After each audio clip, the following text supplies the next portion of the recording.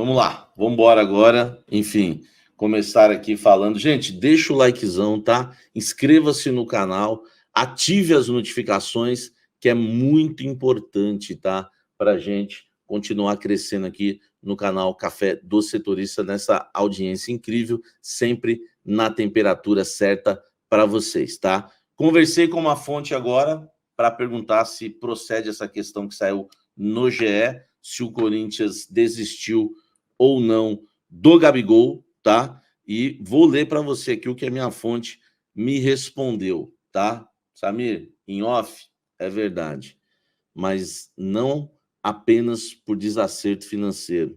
O Corinthians cansou de esperar, pois precisa montar o time. Já estamos atrás de outras opções, tá? Relação entre as diretorias segue excelente. Olha só, vamos lá.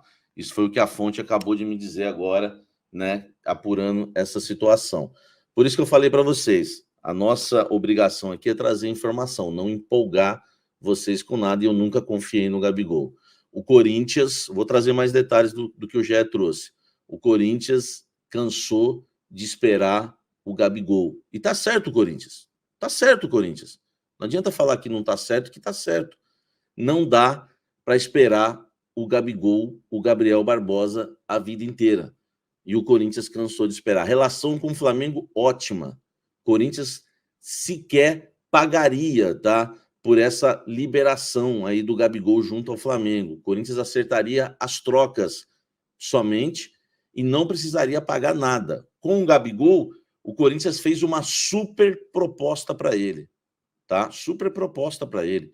2 milhões de reais, luvas absurdas, que daria para contratar qualquer jogador que você possa imaginar, mas o Gabigol não quis vir, tá? Essa é a verdade. Não é que não quis vir, não responde.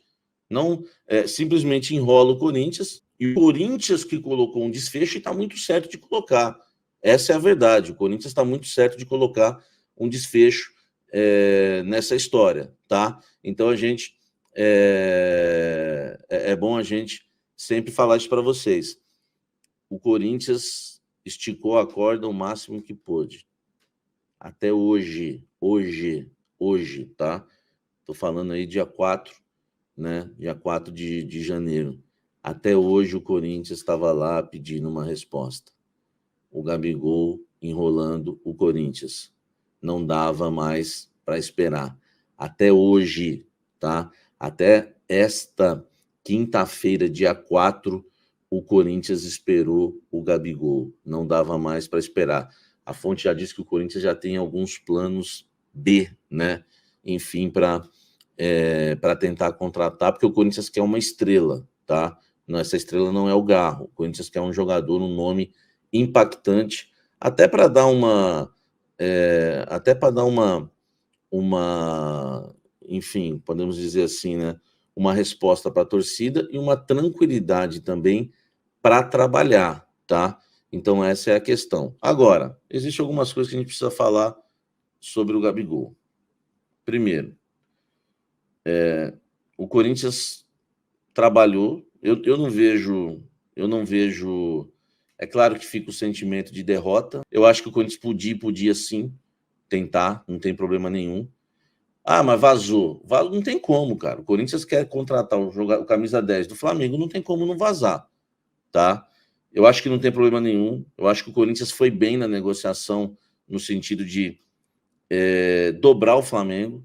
Cara, o Corinthians ia levar o Gabigol de graça, velho. O Corinthians não ia pagar nada por ele.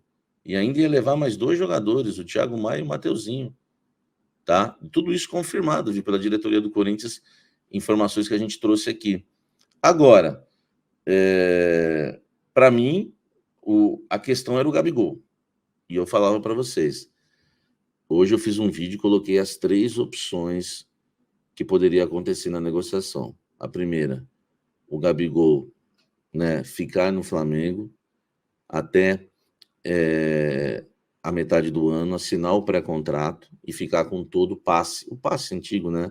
E ficar com todo o passe, todo o dinheiro na mão. A segunda opção, o Gabigol começar a treinar muito. Olha a minha sinceridade com vocês. Eu coloquei as 3 opções hoje de manhã, tá? Teve gente que até falou, pô, Samir, acho que já tá meio pessimista. Não é que eu tô meio pessimista, eu nunca confiei no Gabigol. Eu tava igual o Corinthians, esperando o desfecho da história.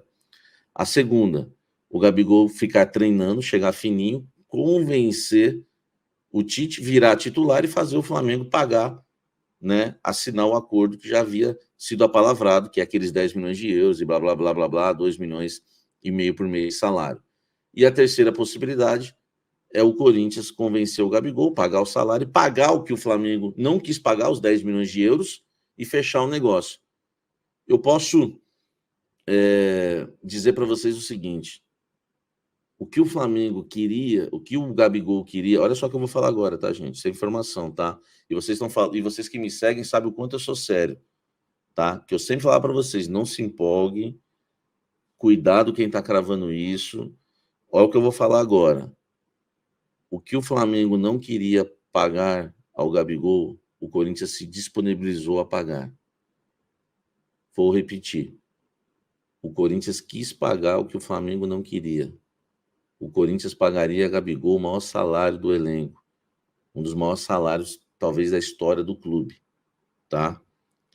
Mas, mesmo assim, o Gabigol não quis. E eu não vou falar que eu tinha certeza que ele não queria, mas essa sempre foi minha opinião, e quem me acompanha aqui sabe disso. Nunca confiei nesse rapaz, entendeu? Um camarada que tem um ego enorme, que agora, né, a gente pode falar claramente, que é vaidoso ao extremo, ele não quer sair do Flamengo. Essa é a verdade. O Corinthians se acertou com o Flamengo, claro que o Gabigol não seria custo zero, não é isso que a gente está dizendo. Ele sairia de graça em relação ao Flamengo, o Corinthians não pagaria nada. O Corinthians oferece tudo que o Gabigol queria, e o Gabigol simplesmente enrola. E o Corinthians não quer ficar esperando. Eu acho que também o Corinthians está demonstrando, tá? Está demonstrando, enfim, que também não pode ter síndrome de vira-lata, né, velho? Vai ficar esperando até quando, tá? Então, essa é a verdade da história. O Corinthians ofereceu tudo, o Gabigol enrolou, fica nessa crise com o Flamengo que não se decide, tá? É uma crise com o Flamengo que não se decide nunca, tá? E aí, meu amigo, agora o Corinthians pula fora.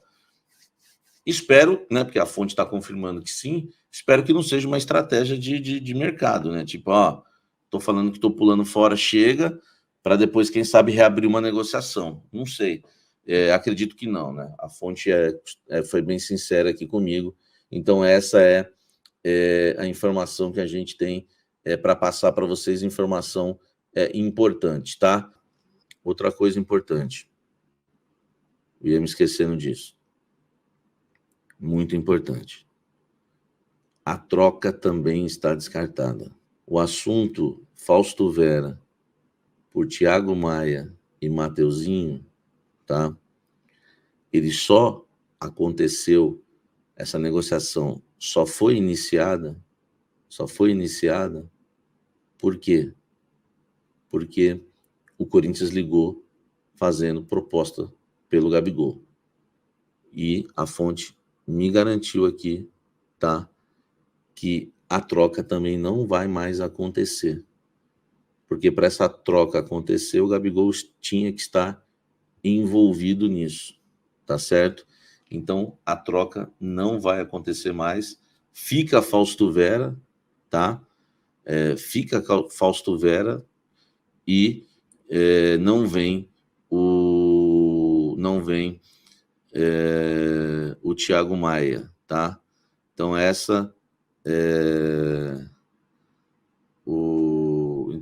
é a informação, né, que eu quero passar aí para vocês, tá? Que é muito importante, que é também a da troca, né? Não tem como, né, a gente não lembrar da história da troca também, tá? Então o Corinthians aí recua, tá? Recua, e o Corinthians tinha aí bem adiantada a parte financeira, né, com o Gabigol, tá? E E agora, meu amigo, é pular para um outro plano, tá? Acho que isso aí, para mim, mostra aí que o Corinthians também não é refém de Flamengo nem de Gabigol.